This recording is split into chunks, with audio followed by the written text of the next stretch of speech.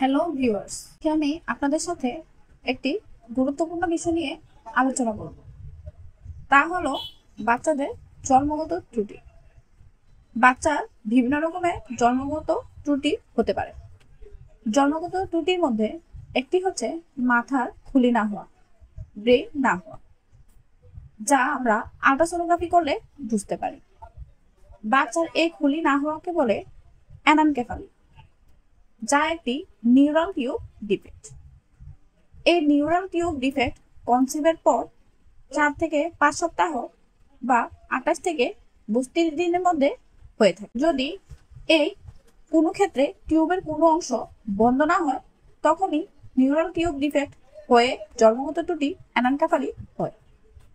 এই neural tube defect হওয়ার কিছু কারণ রয়েছে, যেমন মা বাবার জিনগত সমস্যা, মায়ের ফলিক অ্যাসিডের ঘাটতি, এবং কিছু ব্যথানাশক ওষুধ সেবন করা বা অ্যান্টিসাইক্লোটিক ড্রাগ সেবন করা, যা গর্ভকালীন সময়ের প্রথম 2 থেকে 3 মাসের মধ্যে হয়ে থাকে। তাই গর্ভকালীন সময়ে প্রথম 3 মাস ডাক্তারের পরামর্শ ব্যতীত কোনো ধরনের ওষুধ খাওয়া যাবে না। এখন কথা হচ্ছে, এই রোগের কোনো চিকিৎসা আছে কিনা। আমি বলবো, এই সমস্যা একবার হয়ে গেলে কোনো চিকিৎসা নেই, বরং ডেলিভারির পর বাচ্চা বাঁচানো সম্ভব হয় না। এরা জন্মের সাথে সাথে বা কয়েক ঘন্টা, কয়েকদিন বা কয়েক সপ্তাহের মধ্যেই মারা যায়। এরা হয় অন্ধ, না হয় বধির, আর এদের কনসাসনেস থাকে না। তবে এই রোগের প্রতিরোধ ব্যবস্থা আমরা করতে পারি। অবশ্যই কনসিভ করার পর থেকে প্রথম 3 মাস ফলিক অ্যাসিড সেবন করতে হবে।